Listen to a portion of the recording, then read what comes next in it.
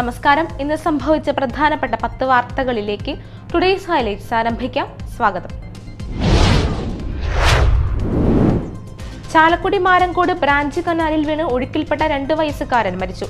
മാരാങ്കോട് പടിഞ്ഞാക്കര സിബിയുടെ മകൻ ഇവാനാണ് മരിച്ചത്.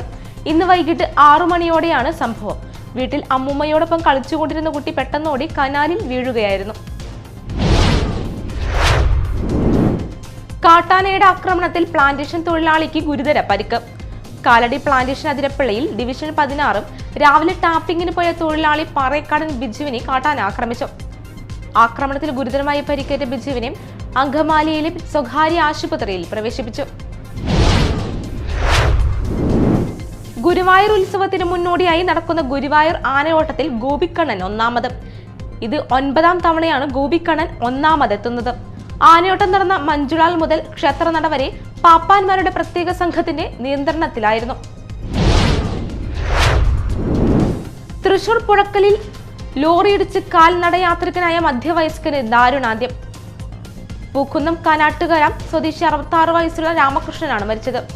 രാവിലെ 8:15 പുഴക്കൽ പാടത്ത് വെച്ച് സംസ്ഥാന പാത മുറിച്ച് കടക്കുന്നതിനിടെയായിരുന്നു അപകടം. ഉറങ്ങുന്നതിനിടെ മൊബൈൽ ഫോൺ പൊട്ടിത്തെറിച്ച അപകടം. ചാവക്കാട് ഒരുമനയൂർ 3-ാം കല്ലിൽ പാറാട്ട് വീട്ടിൽ ഫഹീമിന്റെ മൊബൈൽ ഫോണാണ് പൊട്ടിത്തെറിച്ചത്. റെഡ്മി കമ്പനിയുടെ ഫോണാണ് പൊട്ടിത്തെറിച്ചത്.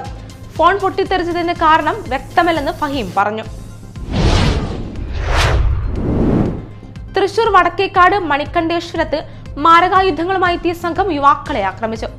വടക്കേക്കാട് കല്ലൂർ സ്വദേശികളായ കിഷോർ, അഫാസ്, അക്ഷയ് എന്നിവർക്കാണ് പരിക്കേറ്റത്.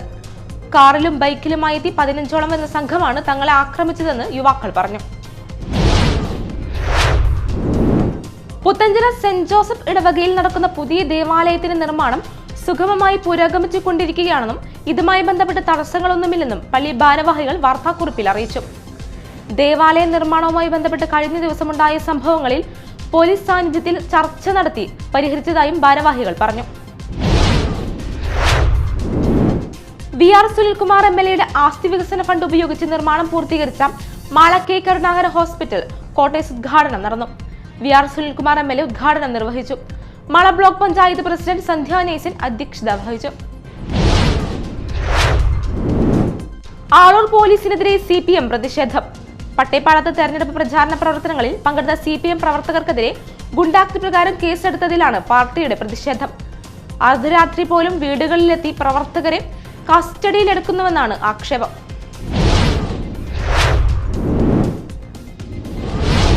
കയ്പമംഗലം മണ്ഡലത്തിലെ 7 ഗ്രാമപഞ്ചായത്തുകളിലെയും അംഗനവാടികൾക്കായി ബേബി ബെഡ് വിതരണം ചെയ്തു.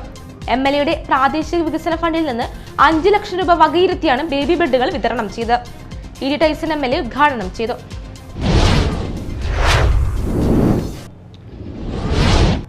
ഹൈലൈറ്റ്സ് വാർത്തകളുടെ വിശദമായ റിപ്പോർട്ട് അടുത്ത ന്യൂസ് റൗണ്ടപ്പിൽ കാണാം. ടുഡേയ്സ് ഹൈലൈറ്റ്സ് ഇവിടെ സമാപിക്കുന്നു. നമസ്കാരം.